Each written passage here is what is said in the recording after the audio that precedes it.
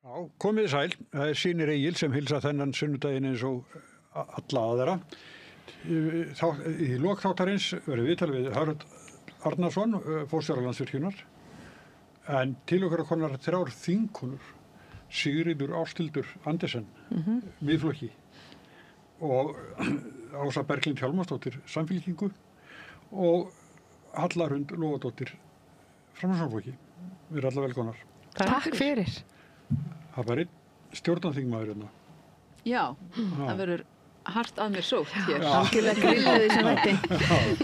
En það hérna, þið eru nýliðar á þinginu, þetta fyrsta, hvernig var þetta? Þetta sem þið búin með, hvernig fannst ykkur það?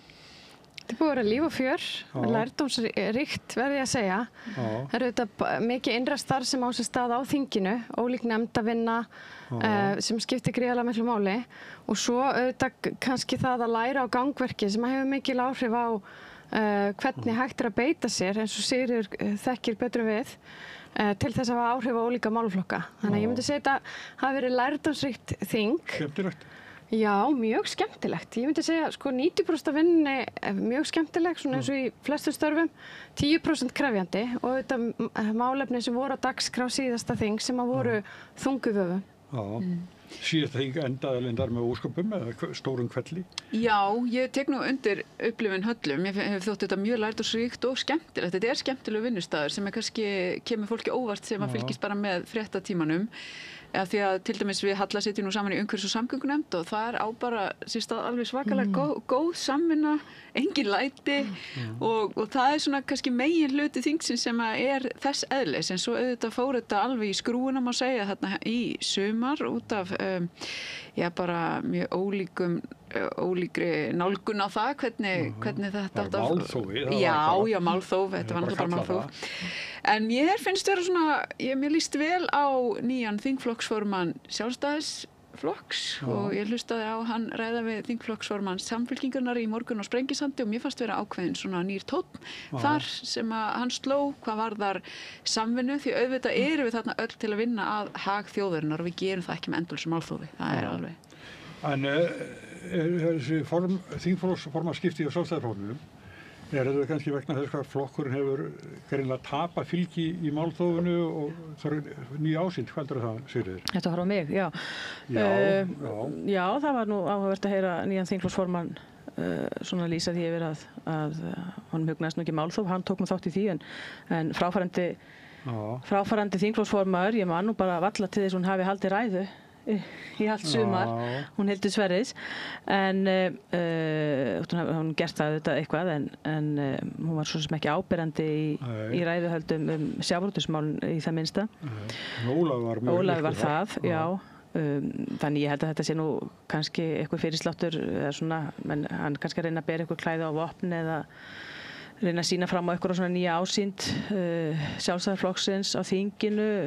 Ég held að hún verði nú ekki að því að ég skil ekki betur en ef ég skil það rétt að það er bara full samstaða þessar breytingar á þingflokksformennskunni og Hildur sjálf bara vék til þess að gefa honum eða aðalega náttúrulega formanninum tækifæri til þess að velja sér. Það er ekki full samstaða þó að þetta séu lyktirnar. Það er ekki sígur bara til hliðar. Nei, ég veit það, já, það var þannig. Það er ekki að búa til fæting við nýjan formann flokksins. Nei, enda hún lýsti því líka yfir, hún Hildur, hún væri að stiga til hliðar til þess að það yrði ekki. Þannig að það er auðvitað einhver spenna þarna í þingflokknum og það er ljós bara formaðurinn sjálfur vill hafa eitthvað sem handgenginn sér. Sem að minnst getur talað sér tryggilega handgenginn sér. Það ég held að menn hafi nú verið það í þingflokki Sjálfstæðisflokksins alltaf tryggir formanni á hverjum tíma. Ég held að það sé engin formann sem hafi ásætt þess að einhvern veginn að efast það. Dæmið það að formaður Sjálfstæðisflokksins hefur líka verið þingflokksformaður. Það enda langt síðan. En það Einmitt, svo miklu máli að þetta skipta að vera þingflokksformaður. Já, en þetta auðvitað kannski sérstakt í ljósi þess að Óli er hérna nýr þingmaður og það auðvitað krefjandi eins og þær hafa verið að lýsa hérna að vera nýr þingmaður, menn það tekur menn tíma þingmenn að læra á þingstörfinu. Ég myndi segja nánast allt kjörtímabili, menn læra það ekki bara á hérna einhverjum nokkrum mánuðum. En Sigríður, þú varst í Sjálfstæðisflokknum í Reykjavík. Já. Nú formaðurinn úr Suðurkjördæmi, varaformaðurinn úr Norðausturkjördæmi, ritarinn úr Suðurkjördæmi og þingflokksformaðurinn úr Norðvestri. Já. Akkur enginn úr Kraganum eða úr Reykjavík? Nei, ég get ekki náttúrulega svarað fyrir þennan flokk. Þetta ekki komið það, en mér finnst... Jú, ég hissa og hvað maður að segja hneykslað. Nei, ég er svona smá... mér hugnast nú ekki kannski ásýndin að þessu leyti, af því ég er nú ennþá þingmaður fyrir Reykvíkinga. Og mér hefur ekki þótt vanþörf svolítið á að svona raddir Reykjavíkur sérstaklega sko, því ég vil ekki bara tala höfuðborgarsvæðið, af því að ég tel að Reykjavík hafi svolítið borið oft skalan hlut á borði í ýmsum málum, tala nú ekki þetta bara í borgarstjórninni, þar sem hagsmunir Reykvíkinga hafa nú ekki beint verið hafðir í fyrirrúmi, en á þinginu líka. Þannig að þetta kannski eitthvað sem að formaðurinn hugsaði ekki út í, formaður Sjálfstæðisflokksins hugsaði ekki út í, að það þyrfti að gæta jafnvægis að þessu leyti líka. Það er ekki bara hægt að velja kannski fólk sem handgengið sér, og það er auðvitað heldur ekki klókt yfir höfuð almennt í stjórnmálum að raða fólki sem yfirlýstu stuðningsfólki allt í kringum sig, en þetta er leið sem að Sjálfstæðisflokkurinn ætlar að fara núna og sjá hvort að hann kom eitthvað öflugri til leiks núna þennan þingvetur. En það kemur óvart ef flokkurinn ætlaði ekki að veita raunverulega stjórnarandstöðu á þessu þingvetri. Sjálfstæðisfólki Reykjavík lítur också líka í Kraganum sko, sem náttúrulega vígi Sjálfstæðisflokksins. Já. Þar er eiginlega enginn í forystustöðunni. Öfugt sem áður hefur verið og var. Já. En þeir hafa svo sem líka möguleika, þetta fólk, svona borgarilega þenkjandi fólk, það getur svo sem líka snúið sér annað ef að því finnst.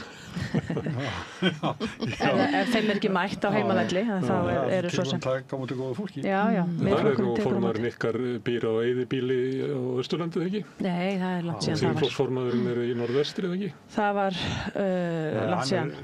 Ertu að tala formann flokksins? Hann fluttir sig. Já, hann fluttir sig. Já, hann er búið hérna í Kragakjördæminu, og svo er flokkurinn með mig og Snorra Másson sem þingmenn Reykvíkinga, bæði Snorri og ég Reykvíkingar í húð og hár, og brennur svolítið fyrir málefnum Reykjavíkur líka. En þetta var líka áhugavert svo sem að heyra í nýju þingflokksformanni Sjálfstæðisflokksins tala að einhvern veginn, eða ég veit ekki hvernig að túlka þetta, einhvers konar uppgjöf í stjórnarandstöðu fannst manni svolítið með þessu svona lýsi við þessum málþófi. Ég upplifði ekki þannig. Ég upplifði þannig að þau væri að snúa sig frá þeirri leið sem að þið mörkuðu svolítið í stjórnarandstöðuna að vera í þessu málþófi, og Sjálfstæðisflokkurinn var að taka ákvörðun að þessi leið sem að þið hafi valið, hún er eyðimerkurganga sem við ætlum ekki að taka þátt í. Já, en svo sem Sjálfstæðisflokkurinn leiddi nú umræður í sjávarútvegsmálum, vildi gera það sem helst upphaflega. Já, sér svo stöðuna sko eftir það að flokkurinn tapar fylgi og Já, hann er bara að vera að tapa fylgi lengi, það var löngu áður en þetta er komið, og ég held að kannski að menn horfi kannski til þess að það hafi kannski þurft að stöðva þetta mál fyrr, og ég held svo sem að ríkisstjórnarflokkarnir munu ekki til lengri tíma græða á, ef við erum að tala bara veiðigjaldamálið, hækkun veiðigjaldsins, þá verður það ekki til einhver fylgisaukningar fyrir þessa flokka til lengri tíma litið, þegar menn fara að sjá afleiðingarnar af því, eins og kannski nú aðeins að koma fram núna í kjördæmanum einmitt út á landi. Finnst ykkur þetta stórt mál, skipti á þingflokksformanni Sjálfstæðisflokksins? Ég er auðvitað bara ánægð að heyra þennan samvinnutón sem að birtist hjá nýjum þingflokksformanni sem er auðvitað eina stefnan sem að raunverulega skiptir máli, og auðvitað stefna Framsóknar að vinna saman á málum. Þannig að ég fagna því mjög, og ég held... Þú ert ekki málþófsmanneskja? Þetta er spurning aðferðafræði.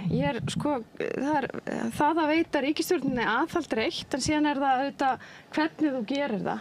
Og ég held að sé mjög mikilvægt að við eigum kröftugar umræður í þingsal, en síðan erum við auðvitað með ríkisstjórn og mál eru leidd til lykta með atkvæðagreiðslu og annað.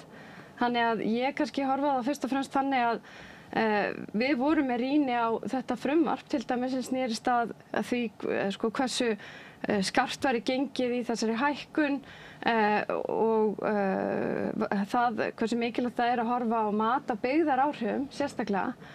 En það er að koma þeim athugasemdum á framfæri án þess að tala út í eilíðina.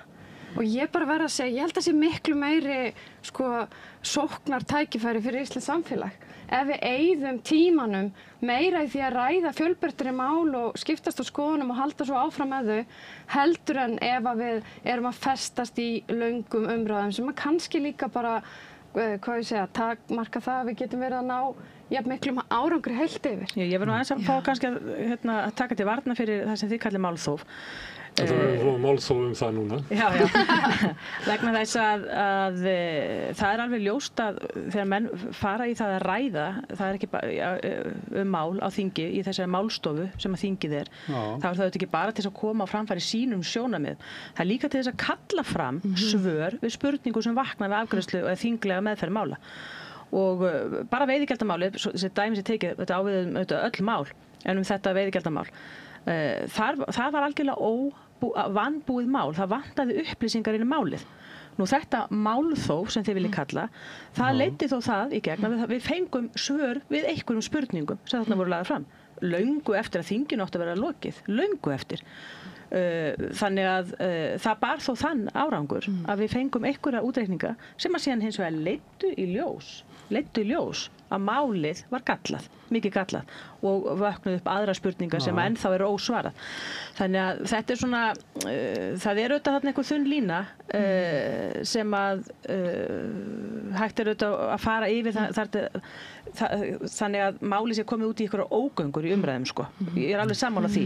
Ég tel hins vegar ekki að málið í þessu tilfelli, það hafi verið komið að þeim mörkum vegna þess að maður hefur ekki upplifað það áður á þinginu að það sé ríkisstjórn og ráðherra sem fara með svona mál sem að lenda í því að málin færi þennan farveg í þinginu að menn séu svona óbáslega óráðþegnir á þinginu.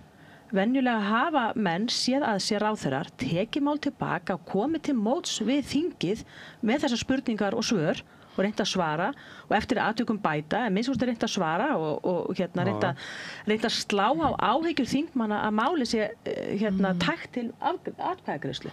Og þetta er í fyrsta sinn, af því að nú hef ég reynslu umfram það er hér við hliðin á mér á þinginu. Þetta er kannski það sem að ég er að upplifa fyrsta sinn á þinginu, öðru leiti hafa þingstörfum verið bara svona með hefðbundum hætti og ágæti stemming og allt í lagi með það, en þetta er svona nýtt sem að ég er að uppgöta á þinginu, þessi svona, og ég verð að segja að það er nýliða bragur á þessari aðferðafræði að keyra mál einhvern veginn svona áfram og segja bara nú stjórnum við og þið þurfum að sitja til hliðar. Þetta er ekki til velfarnar. Ég er nú bara að verða alveg hjartanlega ósammála því það hefur komið fram að það eru fámál sem hafa verið vel ígrunduð og fengið mikla greiningar eins og þetta mál og það sem gerðist þarna var að umræðan var komin algjörlega út í öngstrændi og stjórnarandstaðan hleypti því ekki yfir í þriðju umræðu nefnd þar sem að hefði einmitt getað haldið áfram að skoða þessar spurningar sem þó vöknuðu og hefði verið hægt að setja fram á örfáum klukkustundum í staðan fyrir að tala þarna í hátt á annað 100 klukkutíma eitthvað sem var orðið algjörlega ótengt þessu máli og fólki í landinu sá bara þennan skrípaleg fyrir það sem hann var. Þetta var náttúrulega bara málþóf og Sjálfstæðisflokkurinn búið að koma auga á að hann skilur þeim ekki neinu. Hvað er það settir í spádómi Sigríðar að þessi sigur ykkar núna í sumari eftir að súrna þegar koma fram fleiri fréttir eins og frá Vestmannum að vera að segja fólki og Guðmundur í Brimar að hóta því að segja fólki og svo allt inn að koma afleiðingar af þessum breytingum. Já, en þetta sem við erum að sjá núna er ekki hægt að skrifa á veiðigjöldin. Þarna verður bara að horfa á rekstur fyrirtækjana. Þeir sem eru að reka fólki segja það, sko. Já, þeir segja það, en það er líka bara hægt að skoða rekstur þessara fyrirtækja þar ákvarðanir sem hafa verið teknar og þar má glögglega sjá að skuldastaðan er há, fjármagnskostnaður mikill, það er verið að gera upp í erlendri mynt. Það er það sem er bent á allan tíman. Þannig er rekstur sjávarútvegsfyrirtækja í dag. Já, það er há skuldastaða, það er mikil fjárfesting, þetta er fjárfrekur atvinnurekstur. Þetta er atvinnugrein sem að ber miklu meiri hagnað heldur en aðrar atvinnugreinar í landinu. Nei, það liggur nú fyrir og byggir á auðlindum þjóðarinnar og það er réttlætismál að auðlindi fær greitt fyrir notkun að þjóðin fær greitt fyrir notkun á þeim auðlindum. Svo er það nú annar mál. Hvað er þjóðin fær greitt út af þessu hækkun viðgjalda? Fiskveiðar heldur aðra auðlindir landsins. En sama hvað hér, þá má í raun og veru samt segja að það hefði verið líka hægt af ríkisstjórninni að tilkynna það sem var síðan gert í þessum aukafundi sem átti sér stað frumvarpið, að þá var ákveðið að fara í ákveðið byggðamat og þá var rætt. Og hvenær var þessu aukafundur? Já, það var löngu eftir allar þessar löngu umræður. Þannig að það hefði verið heiðalegt líka að fara að tilkynna það þá strax í þingsal að það ætti að halda slíkan fund. Þannig að þetta er að báða bóa og kannski aftur. Ekki að báða bóa, heldur einmitt bara. Það er annan, ríkisstjórnin hefði getað haldið betur á spilunum í þessum málum, borið málið miklu fyrr fram og leyft gestakomur sem að var óskað eftir, það var hyggst á að kalla til tiltekna sérfræðinga sem gerst þekkja embættismenn hjá skattinum og fleiri. En sama tíma var umræðan auðvitað þvælt. Nei, það kom margar áttir og ekki þeir sem óskað var eftir.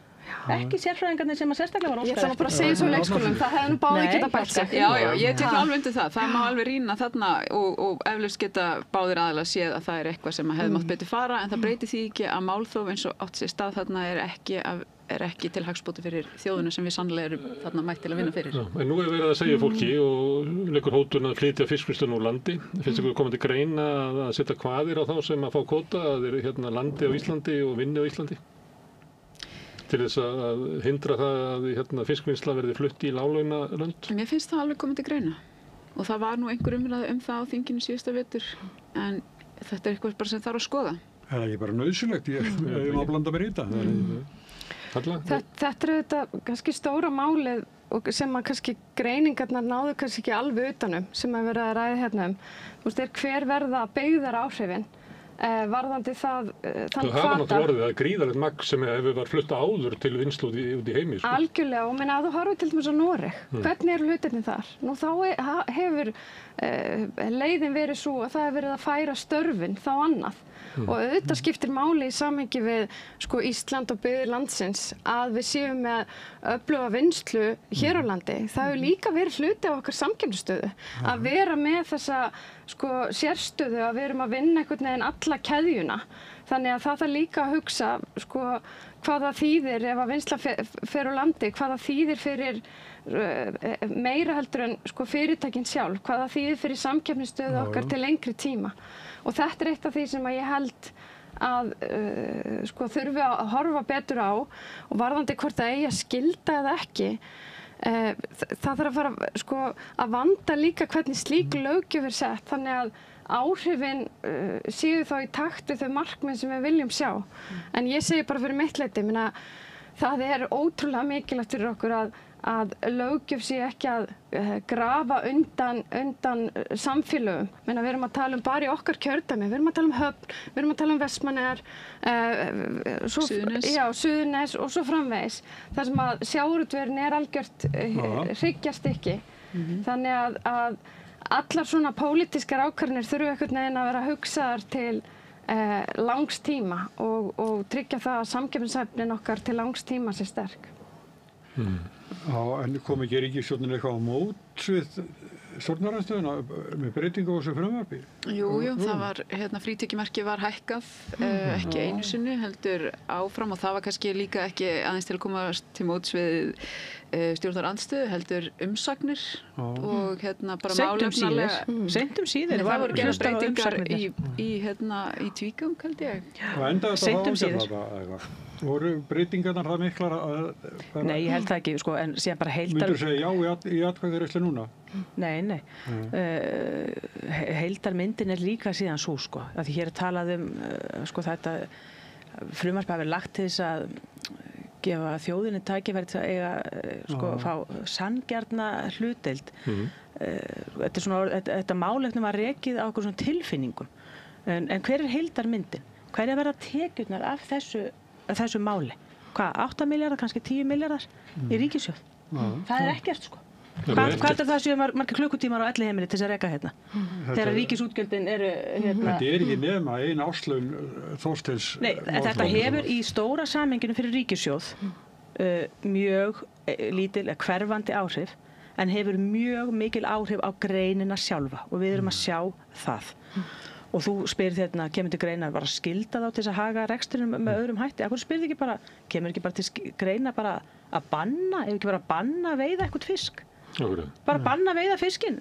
Ef að menn ætla, að því menn vilja hafa eitthvað tiltekið rekstrarform á því. Það er tilgang að halda fiskvinnslu í landi, það er líka tilgangur. Enda hefur íslensku sjávarútvegs fyrirtæki, enda hafa þau lagt sig í líma við það og haft það að meginmarkmiði að fiskvinnslan sé hér og það hefur nú kannski verið ágreiningurinn hérna, menn hafa ekki getað hort á það að menn hafa verið friðlausir með það að hérna hefur verið fiskvinnslan og menn hafa viljað aðskilja allt saman og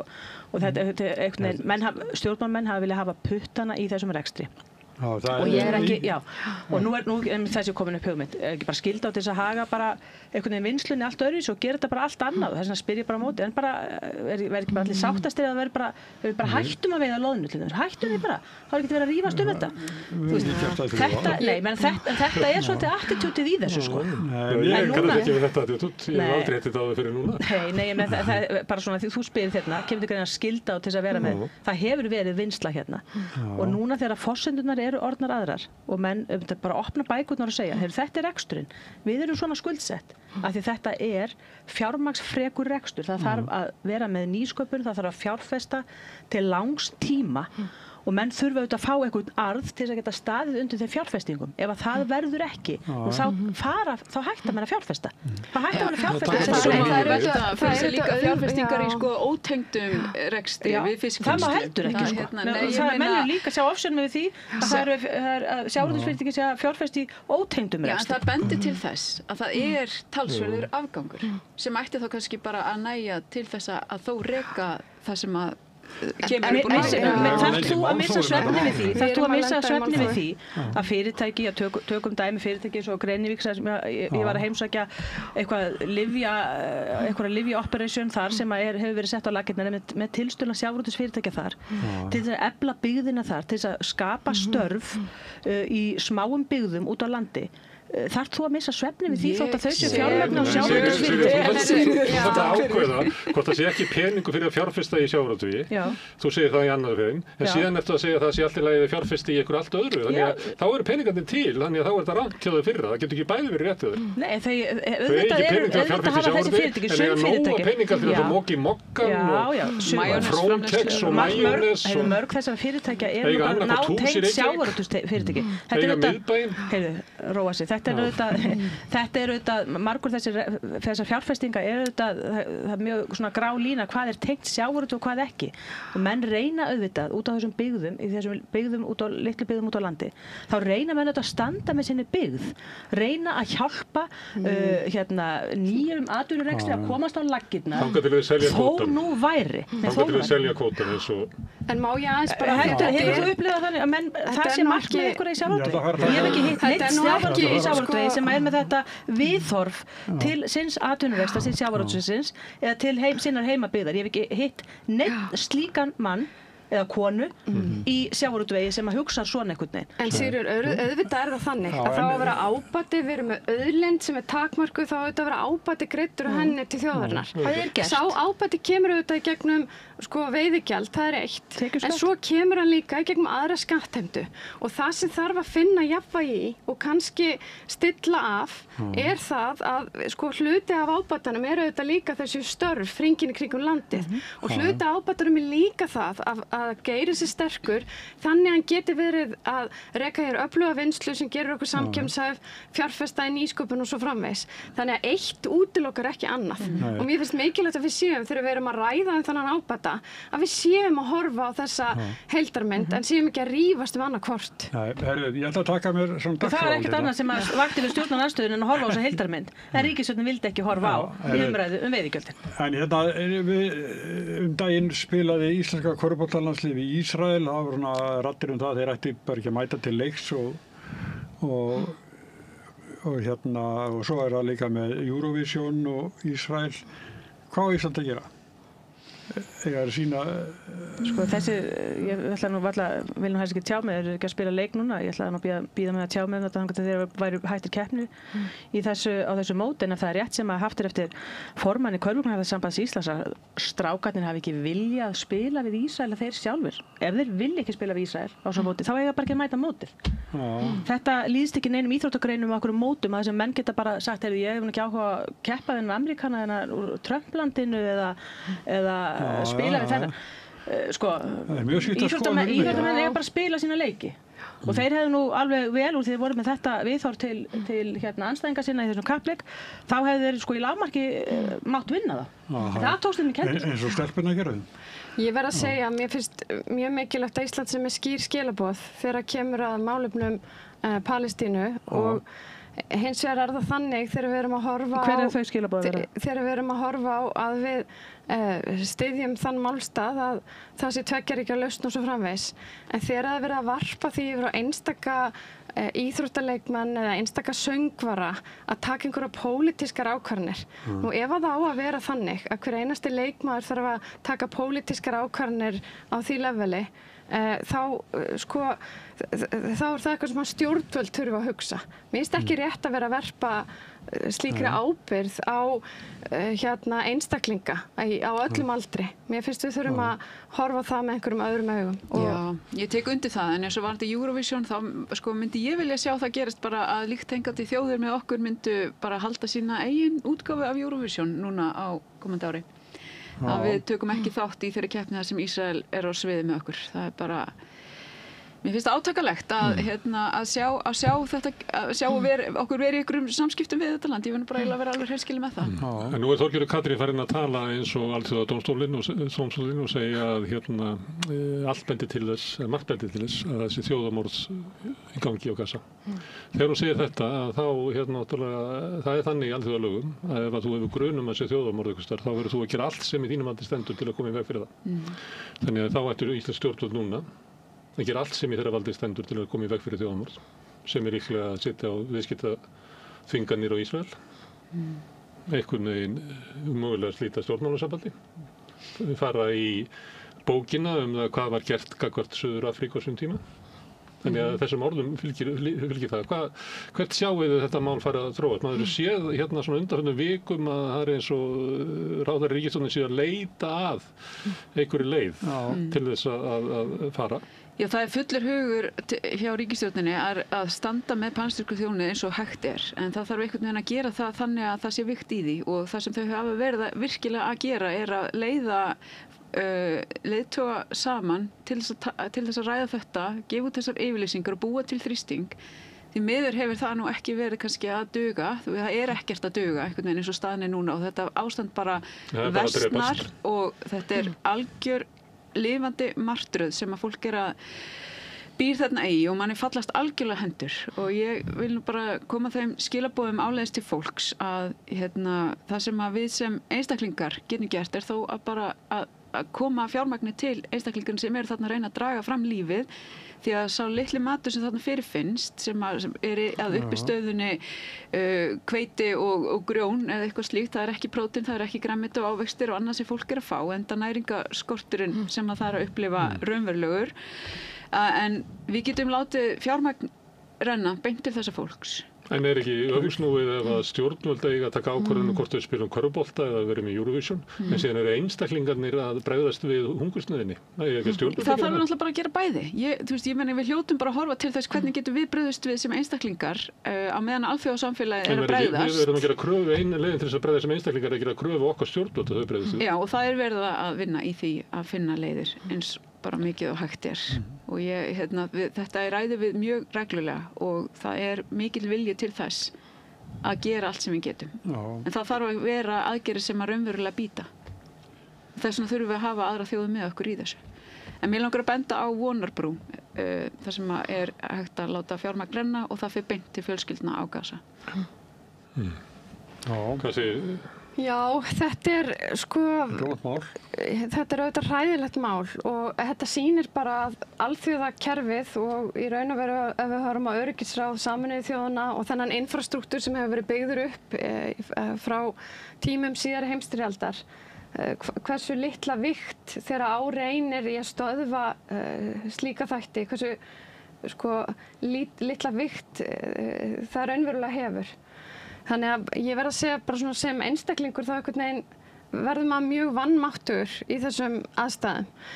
En ég held að það sem þú hafi verið að vísa þarna í eru orð kannski Kára Hólmars Ragnarssonar það hvernig að setja stjórnvöld slíkt fram að þá þarf að fylgja því slíkt með skýrum hætti eftir.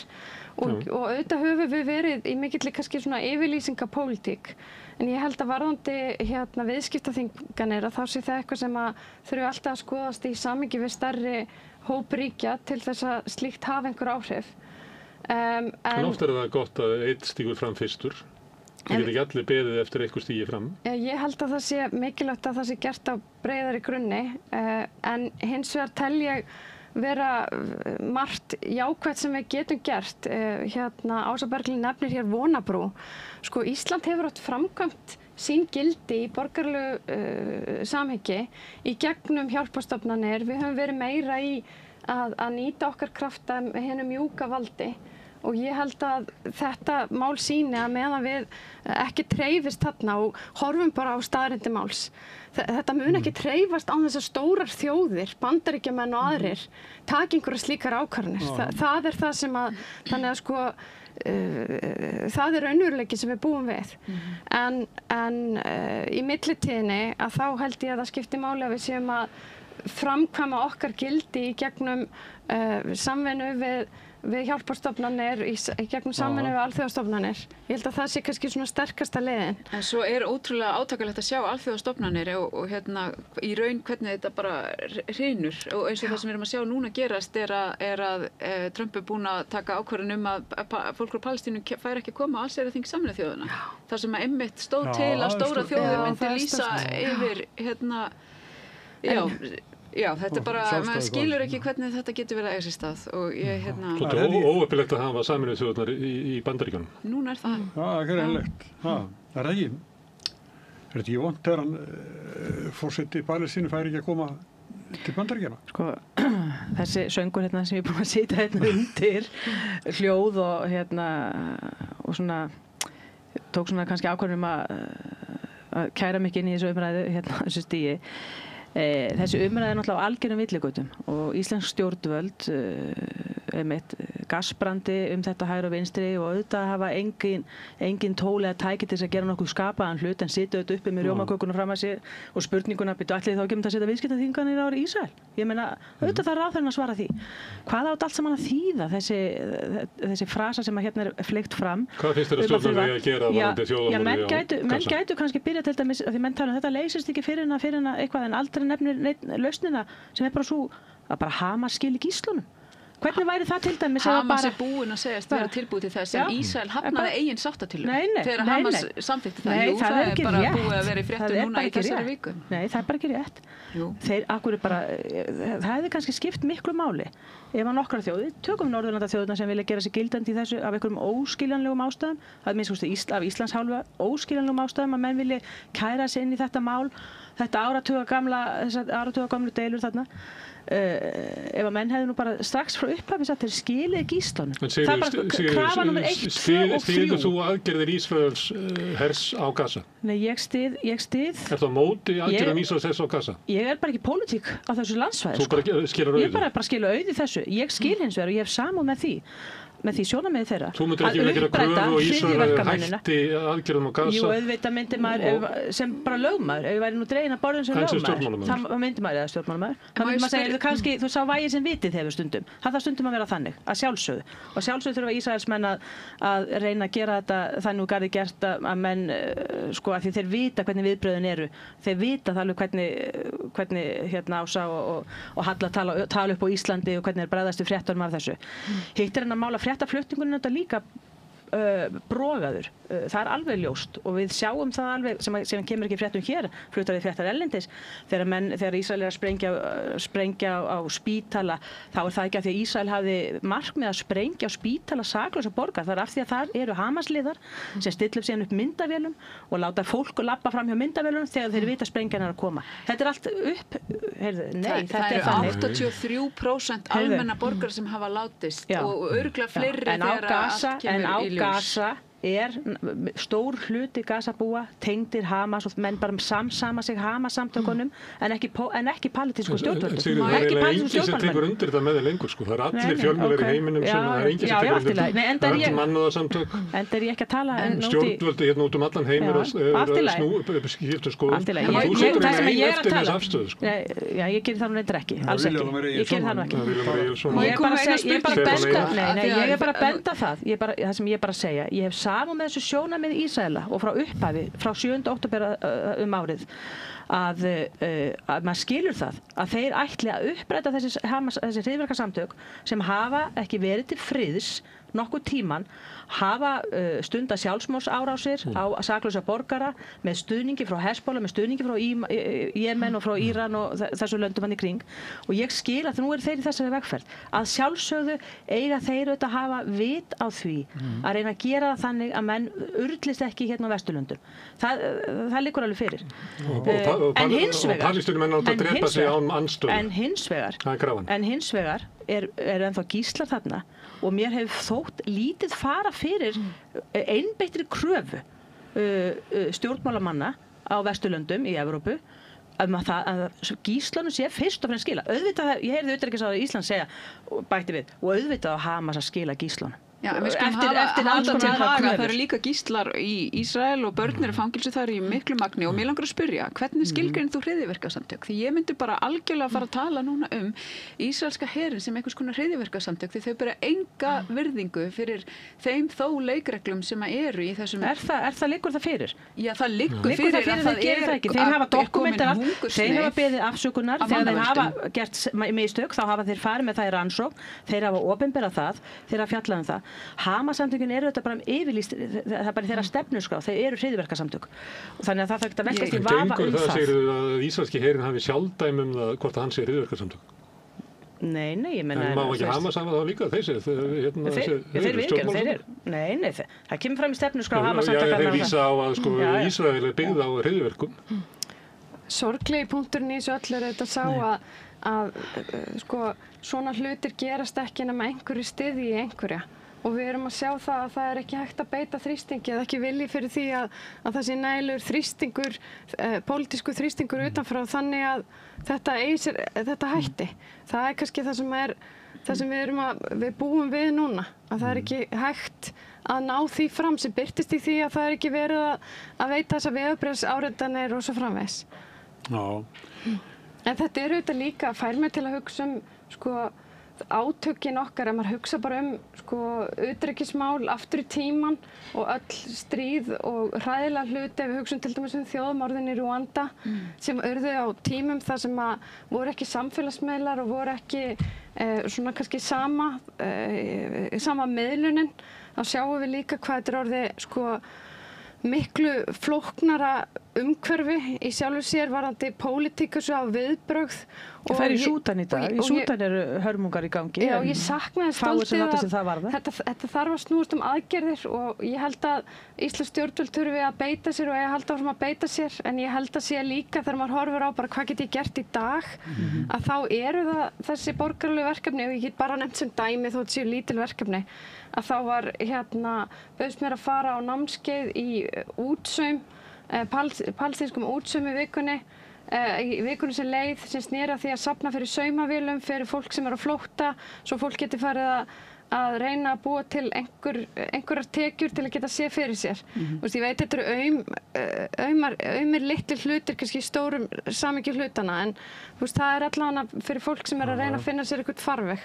Það er landtaka í Palestínu en það er svona ákveðin hótun landtöku hérna bara á Grænlandi. Þú varst á Grænlandi daginn? Já, ég nýkom frá. Það voru fréttir að það væru leyniþjónustumenn að undirbúa einhverja hópa sem að myndu verða með kröfur inn í grænlensku samfélagi að þeir myndu sameinast Trump-ríkinu. Já, þetta eru svolítið rosalega fréttir sem að bárast okkur þarna. Já, ég var á þessu fundi með Vestnorræna ráðinu sem er ráð þar sem að samstarf Ísland, Færeyja og Grænlendinga er til umræðu. Og það var fundur í Grænlandi bara vikuna áður en þetta allt gerist. Þannig að ég var nýkomin heim þegar þetta allt poppar upp og einmitt í samtölum mínu við þingmenn þarna úti, þingmenn grænlenska þingsins, þá kom það mjög skýrt í ljós að þau væru algjörlega meðvituð að þetta væri ekki búið þrátt fyrir þetta svokallað bara núna svikalogn sem var kannski hérna í sumar í þessum málum. Og bara vorum við óttaslegin yfir því sem að framöndan væri þegar kemur að þessu hugðarefni Trumps landtöku á Grænlandi. Það lítur að vera einhverju grænlendingar sem segir svo að ég menna það er ekki búin að vera góð vist hjá okkur hjá Dönum. Það lítur að vera skárra bara að vera hluta af Bandaríkjunum. Já, það sem að grænlendingar vilja með það er ekki beint svona eins og maður sé svikar við þjóðina ef maður er í nýlendu og vill kannski tengjast bara einhverjum öðru ríkjum. Já, það sem að ég heyrði mjög glögglega í mínu samtölum var að þau vilja fyrst og fremst fá að ráða sig sjálf. Það er meiri hluti grænlendinga sem vill bara sjálfstæði. Þeir eru núna með cirka 40% af sinni þjóðarframleiðslu í innlendri framleiðslu, þannig að ég til dæmis að þarna getur við gert mun betur Íslendingar í að auka við viðskipti við grænlendinga og finna leiðir til að hjálpa þeim að hjálpa sér sjálfur í að bara verða sjálfstæðari. Þeir vilja líka geta auki við einmitt viðskipti við önnur lönd og það er meðal Ameríku. En þau vilja gera það náttúrulega sínu forsendum. Þau eru ekki spennt fyrir þessari yfirtöku. Allavega ekki þau sem ég talaði við og einmitt spurði út í svona þjóðaviljan og hann er alveg skýr. Þetta er rosalega áhugaverð spurning hjá þér, geta grænlendingar orðið sjálfstæðir af því þeir eru 56-7.000 á góðum degi, en það er svo áhugavert að líta eftir í söguna og hugsa Íslendingar voru 100.000 þegar við erum að taka þessi skref, þannig að við erum ekki full sjálfstæði vegna sem við getum ekki varið okkur. Já, en allavega við erum með varnarsamningar sem bandaríski herinn getur komið hingað en fullvalda ríki geta líka gert samninga við önnur ríki. Grænland hefur það líka. Lykillinn að því að vera fullvalda þá eru möguleika að gera slíka samninga. En grænlendingar það er svo rosalega áhugavert að bera saman þeirra þróun og okkar. Þeir eru núna að reyna að taka stærri skref. Þeir eru líka, því þú nefnir, að halla sér til Bandaríkjanna. Af hverju er það áhugavert í samhengi við Íslandssöguna? Jú, hverjir voru það sem studdu við okkar sjálfstæðis bara eftir sjálfstæði, það eru Bandaríkin. Þannig að þeir hafa vissulega nýtt þetta mikið til þess að bæta sín samskipti við Dani, fá meira olnbogarými í alls konar málum og ég hef alveg átt að því ég hef nú verið á kafi í þessu norðurslóðamáli lengi að ég hef alveg átt mörg samtölu við grænlendingar sem að einmitt segja, heyrðu, loksins kom eitthvað súrefni til þess að nýta þó að engin grænlendingur vilji verða hluti af Bandaríkjunum. En að geta nýtt það til að geta átt aðeins meira rými í sinni vegferð, horfum á þetta ríki, þetta er ríkasta þjóð í heimi á öllum mælikvarðum.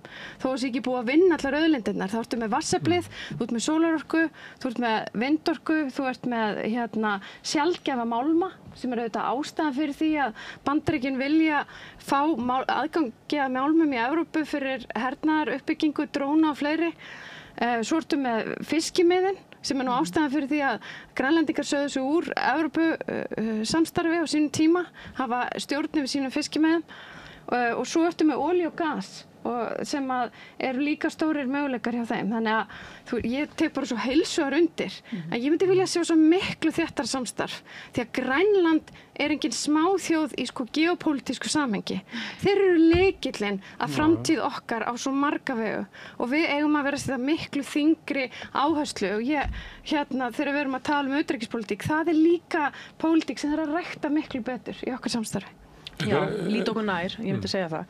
Tek undir það og til Grænlands og svona heldur en að freka heldur en til Mið-Austurlanda þar sem við höfum engra hagsmuna að gæta. En það er alveg rétt og það hefur verið ágætt starf í vestnorrænu nefndinni á þinginu og ég held að það sé mikilvægt starf sem þar fyrir fram og mörguleiti svona áhrifaríkar eða veitir menn kannski meiri innsýn heldur en jafnvel Norðurlanda ráðið og allt það þarna myndast mjög náin tengsl á milli þingmanna þessara landa og það er mjög mikilvægt að rækta þetta en nú Íslendingar hafa svo sem líka verið á Grænlandi með starfsemi þar, það er nú hefur gaman að fylgjast með málmleitinni þarna hjá Amarok á Grænlandi og sem að Íslendingur fer fyrir og ýmis fleiri svona uppbygging, orkumannvirkja. Það er íslensk útgerðarfyrirtæki sem eru að veiða grænlenskan fisk. Það morðað þannig. Já, og og hreindýra veiðar og annað, þannig að þarna eru mjög mörg tækifæri og Íslendingar hafa mikil tækifæri þarna. Maður spyrja út frá því sem eins og Halla lýsir þessu. Og það græða allir á því, líka grænlendingar. Eins og Halla lýsir þessu, þá eru grænlendingar ríkasta þjóð í heimi. Er það möguleikann af því? Já, þeir eru heppin, þeir eru fámenn þjóð í stóru landi með miklar auðlindir. En það ásóttir við okkur. Og ef að grænlendingar eru að horfa til framtíðar sínar, þá eru þeir líklega að horfa til þess hvernig nýtum við auðlindirnar í þjóðarþágu. Þetta er spurning sem hefur ekki alveg legið upp á borðinu í Íslandi. Við erum núna til þess með vindmyllur og þar er að vera að keyra í gang eitthvað sem er svona virkar fyrir marga eins og svona hálfhugsað að við sem verðum að endurtaka fiskeldis vittleysuna í fjörðunum og það er bara eins og þetta sé svo óklárt í okkur að því að við ættum kannski að horfa einmitt á okkur fámenn þjóð í stóru landi með miklar auðlindir. Hvernig ætlum við að hafa þetta hérna til framtíðar? Það ættum við að vera búin að móta umgjörðum auðlindasjóð sambærilegt því sem að Norðmenn gerðu á sínum tíma. Og varðandi uppbyggingu vindorku að þá er auðvitað staðan svo núna að við erum yfir 40 verkefni í þróun og það er gjörbreyting í raun og veru á okkar samfélagssýn í orkumálum sem hefur verið að við höfum verið með fyrirtæki í eigu ríkisins eða hins opinbera en núna með innleiðingu orkulöggjafar Evrópusambandsins að þá birtist þetta nýja eignarhald og ég verð að segja að mér finnst þetta samtal þessa breyttu framtíðarsýn ekki hafa átt sér stað og í dag er í raun og veru þessi 40 verkefni gætu allt eint orðið 400 undir núverandi regluverki af því að það er þannig að það er nánast hægt að koma fyrir vindorku hvar sem er. Það er hins vegar ekki endilega hagkvæmt að gera það þannig og það er auðvitað líka, ég myndi segja þessi líka stærsta náttúruverndarmál okkar tíma. Hvernig þessi orkugjafi sem er svona risastór í samhengi við aðra, allt önnur sjónræn áhrif, hvernig hann er byggður upp á okkar landi. Þannig að mér finnst þetta svo margar svona auðlindaspurningar og eina af þeim er auðvitað líka okkar auðlindamódel. Við vorum nú að tala tölurnar hérna í samhengi við sjávarútveg áðan. Ef við horfum fyrir á hvað Landsvirkjun hefur verið að greiða til samfélagsins, það eru stórar tölur í seinni tíð. Er það? Við höfum bara þótt að vera kannski sem nemur skattaafslætti, Já, í seinni tíð, af því að við erum búin að vera að borga upp virkjanirnar. Þannig að þetta eru stórar spurningar og mikilvægt að gera þetta rétt. Já, ég tek alveg undir það að menn þurfa að hafa eitthvað svona framtíðarsýn til einhvern tíma án þess að ég haldi að stjórnmálamenn sé best þessi fallnir að búa til eitthvað slíka sýn á pappírum og svo sannarlega er ekki framtíðarsýnin felst í einhverjum sjóðum þá sé maður komið með einhverja framtíðarsýn safna einhverjum peningum í sjóði sem að stjórnmálamenn sem geta gengið í og eitt eins og menn þekkja það. Hvað viltu gefa auðlindina frá okkur? Nei, ég meina við erum til dæmis með, það er ekki bara grænlendingar en það er bara margar þjóðir í heiminum sem eru í sjávarútvegi sem líta einmitt til Íslands stjórnun fiskveiða og sjávarútvegskerfi. Þar eru við fremst í flokki. Sjávarútveg, það er eitt. Svo kemur þessu orkuöflun. Nei, hvað? Fiskistofnarnir hérna eru flestir á niðurleifi, þetta er bara... Við erum með, það er það líka, það kemur í upp og niður í sveiflum og það gerir það út um allan heim. Ég stendur ekki við að séu menn hérna einhvern veginn að fara að taka upp íslenska kvótakerfið út um allt. Jú, það er nú bara einmitt í hvar vorum við ekki að ræða fríverslunarsamning menn sá nú offshore með því að ræða hérna nokkra klukkustundir einhvern fríverslunarsamning við Thailand og það mátti ekki gera það en það er nú einmitt eitt hluti af þeim pakka þeim fríverslunarsamningi er að Thailendingar einmitt horfa til Íslands með fiskveiðistjórnunarkerfi til dæmis á ákveðnum sviðum. Þetta er eitt. Orkumálin eru auðvitað annað og auðvitað stór okkar svona bara stóra auðlind, það eru orkumálin, fallvötnin, einkum og sérilagi og jarðvarminn og þar hefur okkur tekist bara mjög vel upp, auðvitað ættum við að geta nýtt það miklu betur. Auðvitað er alveg út frálegt að láta þessi mál eins og virkjanamálin hanga hérna í áratugi, einhverjar einfaldar virkjanir þegar hægt er að koma og auka orkuöflun með þessum hætti og þess vegna finnst mér nú svolítið hlægilegt eða grátbroslegt að heyra menn vera að tala um vindorkuna yfir höfuð þegar menn hafa þessa sögu erfiðleika í að virkja nánast litlar sprænur hér á Íslandi. Þess að það tekur áratugi að fá leyfi fyrir og allir, hver höndin upp á móti annari í þessu máli, halda menn að það sé að það sé að fara að koma vindmyllugarðar út allt Ísland. Ég get ekki séð það gerist. Mér finnst bara frált að eyða orku í að ræða það yfir höfuð. Ég held að tækifæri okkar liggi miklu frekar í fallvötnunum og jarðvarmanum og ekki síst í olíuleit. Ef menn hafa áhuga að koma hér aftur og leitað olíu hvort sem á Drekasvæðinu annars staðar, þá eiga Íslendingar auðvitað að hafa frumkvæði því að draga slíka fjárfesta í slík verkefni og ég held að séu tækifæri því núna á næstu árum á því sviði. Þannig að ég held að ég er mjög bjartsýn fyrir hönd Íslands hvað þetta var, hvað þessar náttúruauðlindir varðar og ég held að okkur hafi borið gæfa til að fara vel með þessar auðlindir. Auðvitað er eitthvað svona nýjabrunnsbragur og öllu, ég meina ferðaþjónustan er auðvitað náttúruauðlind líka, menn það er bara landslagið, ósnortið landslag, en líka landslag sem að þarf að vera sem við þurfum að búa fyrir ferðaþjónustuna og það hafa verið svona byrjun og örðurleikar í þessari grein, þetta er bara ný grein hjá okkur en ég bara mjög bjartsýn fyrir hönd þessara atvinnugreinar og orku og auðlindamála á Íslandi. Já, ég tek nú undir með samstarfskonum mínum báða bóga fyrir út af kannski olíuleitina, ég er nú ekki alveg á sömu blaðsíðu þar en Jú, þú verður það bara. En sko það er náttúrulega mikil vinna búin að vera í gangi núna við að einmitt einfalda ferla og svoleiðis til þess að þetta taki ekki allan hennan tíma. Þetta er auðvitað dýrt fyrir allt samfélagið en á sama tíma það má verður að passa að gefa ekki afslátt af því að við erum náttúrulega þurfum að passa upp á náttúruvernd á sama tíma og varðandi vindmyllur þá ráðherrann búin að vera alveg skýr með það að það verður ekkert sett í gang fyrir að það er komin heildstæð löggjöf þetta mál og hann á að leggja fram nú á haustþingi. Við bíðum spennt. Já, við bíðum mjög spennt eftir því en það er sannarlega ekki stefnan að teppalækja landi með vindmyllum í þessari ríkisstjórn. En það er líka bara eins og hefur verið komið inn áðan varðandi jarðhitann og fallvötnin. Stundum fær maður þessa spurningu af hverju höfum við ekki nýtt vindorkuna betur, af hverju erum við svona eftir á miðað við Evrópu í nýtingu hennar og ástæðan er auðvitað líka að hitt er betri orkugjafar fyrir samfélagið sem hafa þá nýst betur til iðnaðaruppbyggingar og svo framvegis. Og stöðugri líka. Já, stöðugri, þannig að það er líka eitthvað sem að þegar við erum að horfa á ólíka valkosti, það þarf líka að horfa á þá hluti. Og svo þarf líka, ég veit að það er margt sem hefur verið að horfa á tengt orkuöflun, margir virkjanir sem koma til framkvæmda á þessu kjörtímabili sem þetta eru verkefni sem taka langa tíma sem hafa veitt leyfi fyrir á síðasta kjörtímabili. En ég held líka að það eru svona einföld atriði að þú nefndir nú viðtal þetta með Hörða Arnarsson að það þarf að tryggja betur orkuöryggi almennings núna þegar samkeppni verður meiri og það sást bara svo vel eftir orkukrísuna að það skiptir máli að í lokuðu orkukerfi að almenningur hafi alltaf aðgengi að stöðugri orku á góðu verði. Við höfum að fá þig með í viðtalið hérna eftir með Hörð. Það er bara næst. Þingi er að koma saman ekki í næstu viku heldur þarnæstu, ekki á þriðjudeginum í þarnæstu viku. Þá var lögð fram fjárlög og það er svona úrslita stund svolítið fyrir ríkisstjórnina. Hún hefur boðað það að veita meira aðhald sem oftast á Íslandi þýðir niðurskurður. Maður heyrir ekki alveg að það sé einhver plönum að fara að sækja aukna tekjur til ríkisins. Þetta er svolítið þessi fjárlög sem eru lögð núna fram gefa kemur loks skýr mynd hver verður efnahagsstjórn þessar ríkisstjórnar.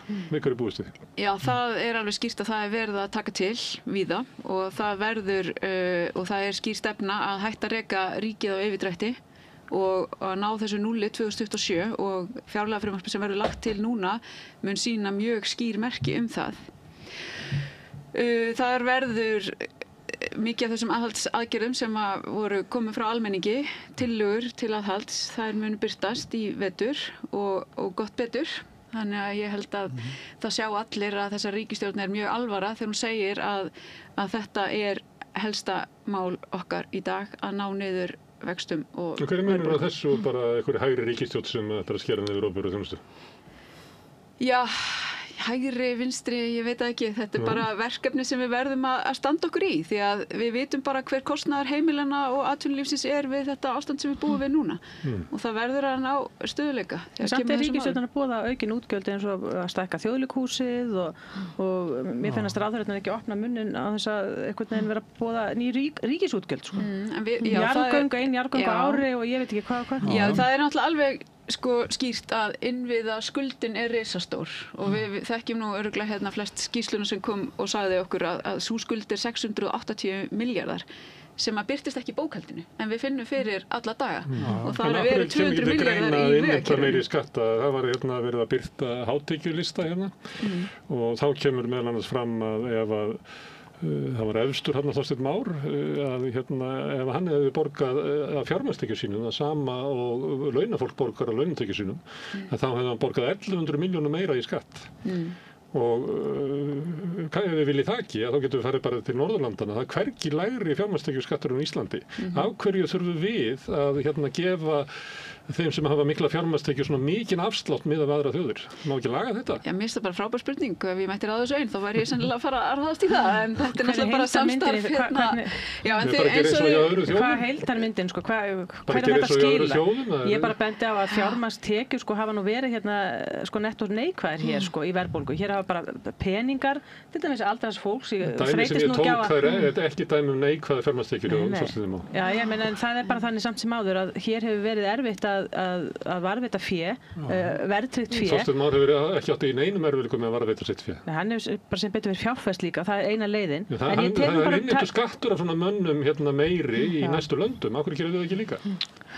En varðandi fjárfestingar, þá verðum við að fara að fjárfesta í innviðunum okkar því að það eykur líka framleiðni að hafa þá í lagi og þess vegna þetta innviðaþing til dæmis sem var í vikunni, þetta var mjög góð umræða sem fór frá þar og þetta innviðafélag sem verið að horfa til þess að setja á laggirnar og mun svona birtast okkur í vetur að það mun þá verða til þess að þessar risastóru fjárfestingar verða teknar úr ríkisrekstrinum og fjármagnar í gegnum þetta innviðafélag og sem í raun og veru make a sense ef svo má segja því að þetta eru dýrar framkvæmdir sem eru notaðar yfir langan tíma þannig að það kannski ósanngjarnt að vera að setja þær inn í ríkisreksturinn og vera að bera hitan og þungan því á einhverjum örfáum árum.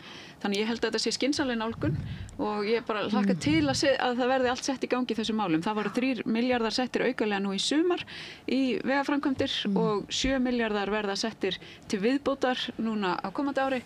Þannig að ég held að fólk muni fljótt sjá að það okkur Ég tek alveg undir það, ég held að það sé skynsamlegt að prófa aðeins nýja nálgun í ýmsum verkefnum þegar kemur að þessum fjármagnsfrekum innviða aðgerðum eins og vegalagningum eða jarðgangagerð og svona og þetta hefur verið til skoðunar í mörg ár.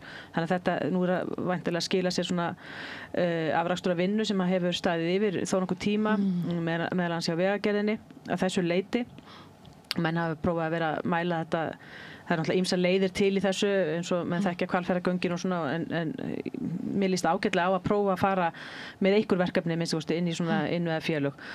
Það hefur eins og reynst þrautin þyngri kannski að fá fjárfesta inn í þetta eins og menn hafa vilja að fá einhverja kannski erlenda fjárfesta líka til þess að taka þátt í þessari uppbyggingu með okkur en ég held að það sé nauðsynlegt að gera það en það breytir því ekki hins vegar að það er verið að boða samt sem áður aukin ríkisútgjöld og ég óttast að mönnum muni reynast erfitt að hrinda í framkvæmd þessu aðhaldi sem þeir eru samt líka að boða fjármálaráðherra.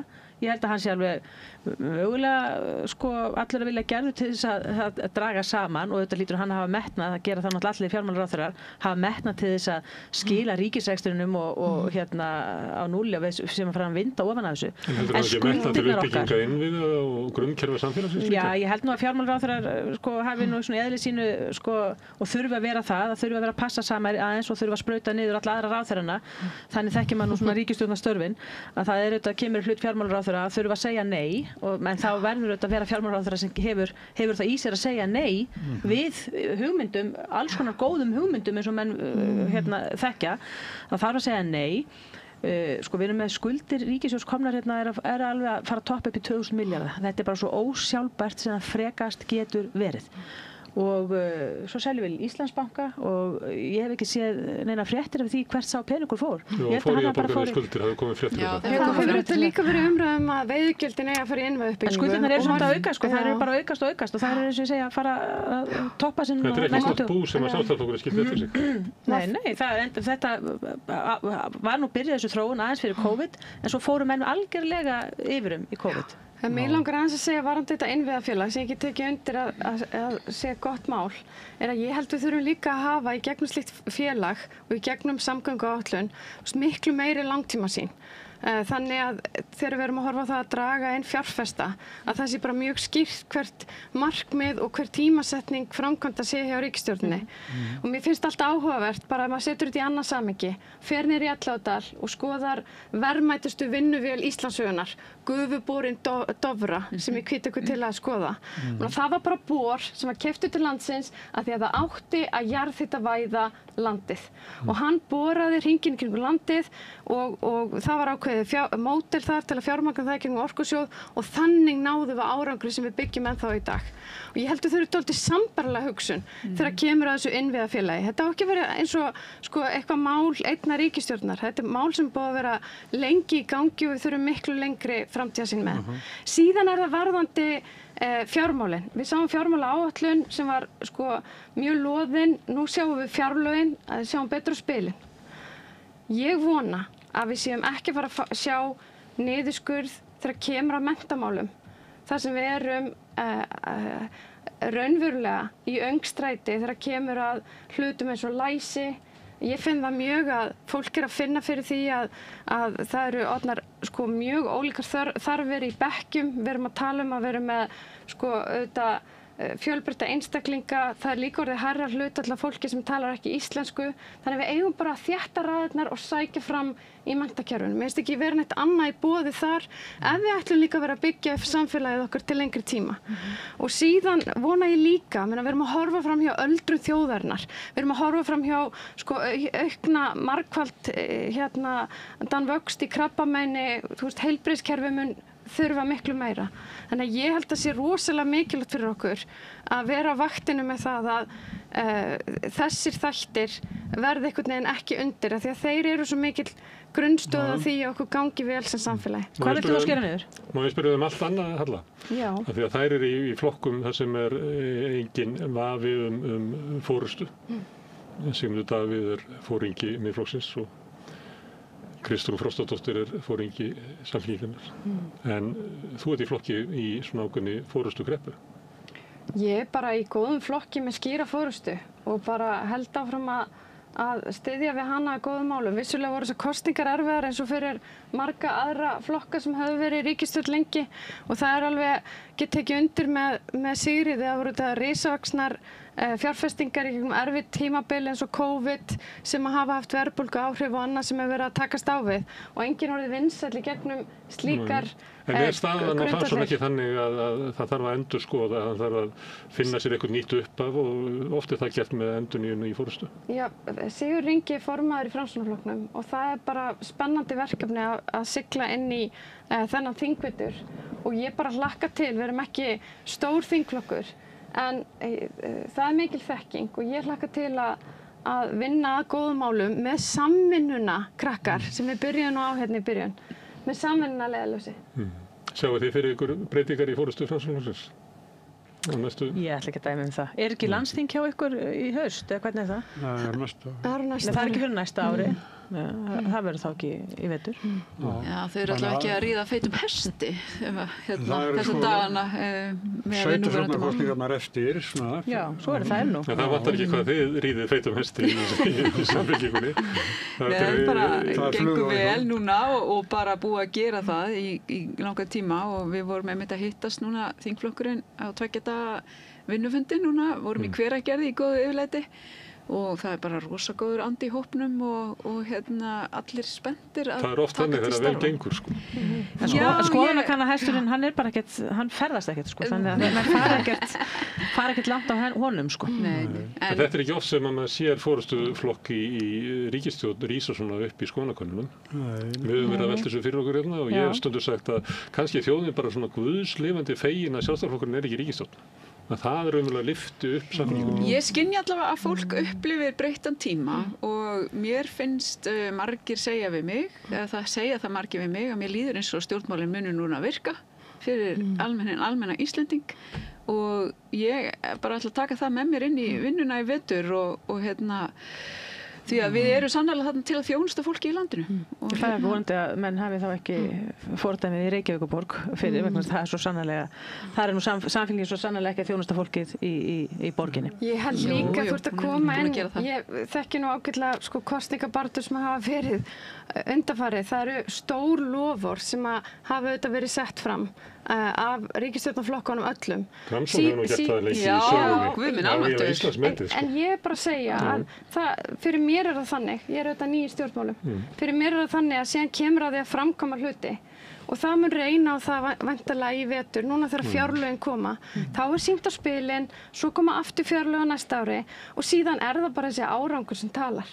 Og ég held bara sem borgarar þessa ríkis að við höfum að gera miklu meiri kröfur í því að horfa á það, hvernig gengur raunverulega með ólík loforð og veita stjórnmálum þannig aðhald af því að það er svo leið sem er eðlilegt að fara. Það er ekki eðlilegt eins og hefur verið að gerast í Bandaríkjunum og smitast yfir í stjórnmál líka hérna heima að það sé bara í lagi saman hvort þið setja vinstri að hægri að vera með rosalega stór kosningalofur og svo eigið þau bara ekki eins og frækt er orðið með fólk flokksins til dæmis eigi ekki að þýða neitt eftir kosningar. Við þurfum bara að gera meiri kröfur þetta. Ég tengi nú ekki við það allavega að Miðflokkur hafi verið að setja fram eitthvað lofur sem treystir sig ekki til að framfylgja en hins vegar vorum við að ganga frá ÍL-sjóð sem er orsök ýmissa loforða sem hafi verið látið falla í fortíðinni. Þegar við nefndur inn á Trump og Sigríður, þú ert svolítið svona utarlega til hægri allavega frá mér séð. Hvernig líst þér á Trump? Ég bara, svo sem bara nákvæmlega eins og mér leist á hann í fyrra skipti, rétt áður en hvernig leist þér á hann í fyrra skipti? Ég meina ólíkinda tól, en ég sagði það rétt áður en hann var kosinn, eftir að hann var kosinn, ég þakka hann reynda fjölmiðlum fyrir það, eða hermið það upp á fjölmiðla að hann var kosinn fyrsta sinn, að því menn einhvern veginn tók hann svo furðulegum tökum, að ég held að almenningi, venjulega kjósandi í Bandaríkjunum hafi ofboðið, þannig að ég held að fjölmiðlar eigi nú mikinn þátt í hans uppgangi. Ég átta mikið á því, ég er ekki þannig, fylgist nú ekki alveg með svona mörkuðunum þar hvernig efnahagsástandið er, en ég heyri það nú til dæmis úr ferðaþjónustunni að það sé nú einhver samdráttur til dæmis að verða af hálfu Bandaríkjamanna í ferðaþjónustu og menn séu svolítið að halda sér höndum einhverju leyti, tolla, til dæmis ef við tökum tollamáli þá er það þetta ein helber vitleysa, algjör þvæla, sú vegferð hans öll í þeim efnum. Og dómsmál í gangi núna.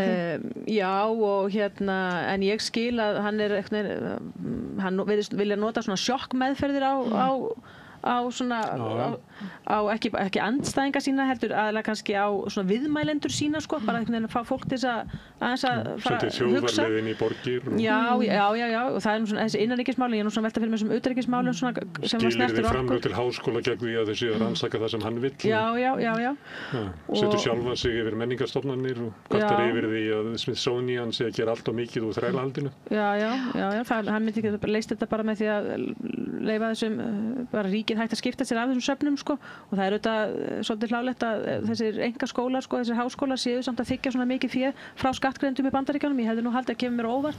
Ég hefði haldið að þeir væru miklu meira reknir á enga fjármagni en það virðist vera að þeir séu töluvert háðir framlagi frá skattgreiðendum og ekki allt hafið yfir vafa sem að þar fyrir fram í þessum háskólum þar.